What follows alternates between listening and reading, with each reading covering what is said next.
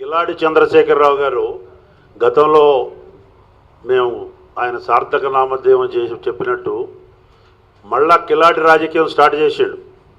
ఏదో జరిగిపోతుందని, ఇప్పుడే షబీర్ భాయ్ చెప్పినట్టు తల్వారు తిప్పాలని, నవనిర్మాణం పేరుతో ఇంకా ఉద్యమం కొనసాగుతుందని, ఇక ఎలక్షన్లు వచ్చేసినాయి, కలెక్షన్ల కొరకు గందరగోళ పరిస్థితులు స్టార్ట్ చేసి ఆప్షన్ల పేరుతో, పోలవరం డ్యామ్ పేరుతో, 7 మండలాల పేరుతో, ఈ యొక్క పోలవరం డిజైన్ మార్చాలని పేరుతో ఒక రకంగా తన చుట్టూ మళ్ళా ఇష్యూస్ తిప్పించుకొని ఒక బ్లాక్మెయిలింగ్ రాజకీయం, కాంట్రాక్టర్లని బెదిరించే కార్యక్రమంలో భాగంగానే ఇది ఎలక్షన్లతో దురుద్దేశంతో చేసే కుట్రపూరిత వాతావరణంలో భాగమే చంద్రశేఖరరావు 2 రోజుల నుంచి మాట్లాడే మాటలు.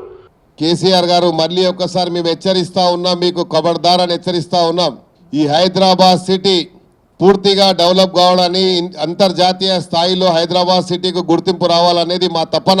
హైదరాబాద్లో పుట్టి పెరిగిన వాడిగా, కానీ మీలాంటి బతకనీకి వచ్చిన వాళ్ళు ఈరోజు హైదరాబాద్ని వాడుకోవడము అనేది దురదృష్టకరంగా మేము భావిస్తూ ఉన్నాం.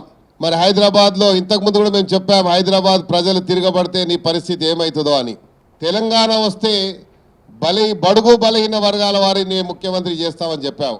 ఈరోజు నీకు పదవి వ్యామోహం ఉందా, కాంగ్రెస్లో ఉన్న నాయకులకు పదవి వ్యామోహం ఉందా అనేది ఈరోజు తెలంగాణ ప్రజలు గ్రహిస్తూ ఉన్నారు. నీ కుటుంబ వ్యక్తులకే 1 by 1 ఇస్తున్నారు.